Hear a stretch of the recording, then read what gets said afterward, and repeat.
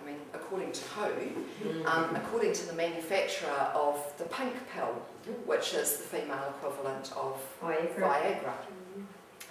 But these new disorders, New Zealand is one of only 2 countries in the world that allows direct-to-consumer marketing of pharmaceuticals. So we all know that we get bombarded with ads about pharmaceuticals on TV. What we're probably less aware of is that on the breakfast show, Dr. Francis Patsalis is there regularly. And Dr. Francis, who's actually a dermatologist, I understand, says things like road rage. There was a case, where somebody jumped out of a car and smashed somebody over the head with a hammer, and she told Paul Henry that wasn't that person's fault and he shouldn't be held accountable for it. That's actually a DSM diagnosis of intermittent explosive disorder, and Prozac cures that. Turn on Oprah Winfrey, and she will be talking about how to diagnose yourself with bipolar disorder regularly. So talk shows and things like that are used to market these disorders. And we come to believe them because we hear them all the time. Mass screening. In New Zealand, you may or may not be aware, but we've now introduced mental health screening for all 4-year-olds in New Zealand. When my Toran was a little boy, before he started school, he had to have his eyes and ears checked, and I think they checked to see if his testicles were descended. I do remember a bit of a fuss about that. But now they do a mental health screening, the strengths and difficulties questionnaire. And there are some questions like, does your child look out the window when you're trying to read them a story? Does your child fidget on the mat? Does your child find it difficult to make friends? And if you or your child's teacher answers yes to a certain number of those, you are told that your child suffers most probably or possibly from ADHD, oppositional defiance disorder, or conduct disorder. And the New Zealand government says we don't have sufficient programs in place to support these children. Go to mental health services, and we end up with children on psychotropic medications. Can I just add something on that? Yes, please. I just found out yesterday from a naturopath actually who works in the holistic medical centre that there's like this week is National Training Week for nurses up and down the country on the before school checks, which means that they are going to be trained up for their GP clinics and everything to actually assess these children, so they can start the process going a lot faster, getting pushing them through the testing. And the psychological testing is one of their main agendas, and that's even stated on their website. We can look at that before school .co.govt, I think, .nz. That's a government initiative there. And it says early detection of psychiatric disorders in children in New Zealand. That's the purpose of it. And they're also offering an incentive for the number of kids that actually go through this screening. Like a financial incentive, the government's actually giving them money to actually screen these kids. It's like, TV3 interviewed us recently along with the Mental Health Foundation and a paediatrician about the fact that the rate of prescribing of psychotropic drugs for children in New Zealand is increasing 10% per annum. And the Mental Health Foundation, in their part of the interview, said that they're really concerned about the increase in prescribing and the culture that has developed that a pill will fix a child not doing well at school or hitting their brother or sister or whatever. And the paediatrician they interviewed said there is absolutely no evidence that these drugs work at all.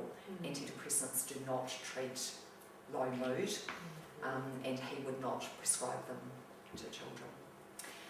Misinformation is another thing that happens all the time.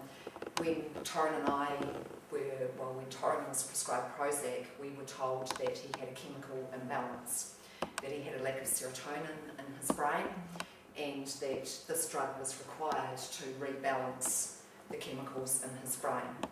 And the FDA says that chemical imbalance theory has been completely dismissed, and leading biochemists around the world say they have hunted for information that brain chemistry is the cause, deficiencies in brain chemistry is the cause of depression and other psychiatric disorders, and they can find no evidence of that at all.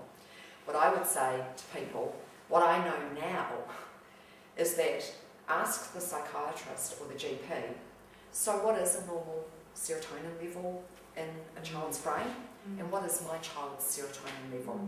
And they cannot answer those questions because there is no way of measuring serotonin in the living human brain.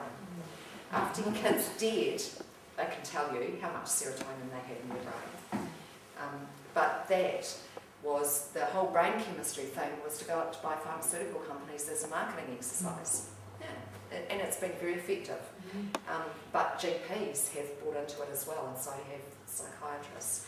But I'm very happy to send that evidence to, in fact, anything we talk about today, please, if you want any of the research reports or any of the graphs or anything, you just let us know and we'll email them out to people. And the other thing is normalisation. I talked before about, I'm on Facebook a lot with Toran's friends and run Casper off Facebook. The number of quizzes about what psychotropic medication are you? The kids who go, oh my God, I'm so OCD. It's just become really normal.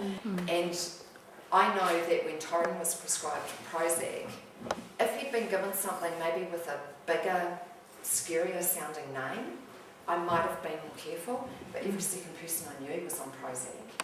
And, I was told side effects, mild and transient, nothing. But Prozac has become, how often do you see on a website or on a message board, have you taken your meds today, or time to take your meds? We just normalise this as part of what we do. So around implementing that strategy, the government provides training to a huge amount of sources to feed into mental health services. So the first of those is schools, and Steve talked before about the before school checks, but they also invest in training for school counsellors to identify people with suspected psychiatric disorders and send kids on to mental health services. The police, again, often if they arrest somebody, particularly if somebody is violent or appears to be impaired in some way, they will take them to mental health services for diagnosis and assessment. Working Income New Zealand, there's a lot of talk around at the moment that depression is a key reason why people can't get back into the workforce. And so Working Income are looking at a referral strategy to mental health services. And if you refuse to go to mental health services or to follow a treatment plan they put in place, then your benefit can be docked because you're not doing everything they recommend to get back into work. ACC, of course, have been doing that. GPs, of course, are the key referral point for mental health services. And GPs, I've spent quite a lot of time talking to my family GP, Toran's death, and other GPs that I know. And what they say is that because they have such huge workloads, they don't have time to do a lot of research. They know that antidepressants double the risk of suicide in young people. And so to protect themselves, what they do is they send kids to mental health services so that they're not the ones either making the decision to prescribe or making the decision not to prescribe, both of which can expose them to risk. ACC often, people as a return to work policy, getting people diagnosed and screened and diagnosed and treatment plans so that they can get back into work. And you'll be aware that ACC recently had that whole debacle around women who've been sexually assaulted had to have a psychiatric diagnosis in order to get counselling. What counsellors said was, excuse me, these people are victims of crime. They are not mentally disordered. Hospitals, often when people go in for physical conditions, they end up being referred for a psych assessment. Community groups are getting a lot of training, particularly EB groups, on how to spot people who need to be referred to mental health services.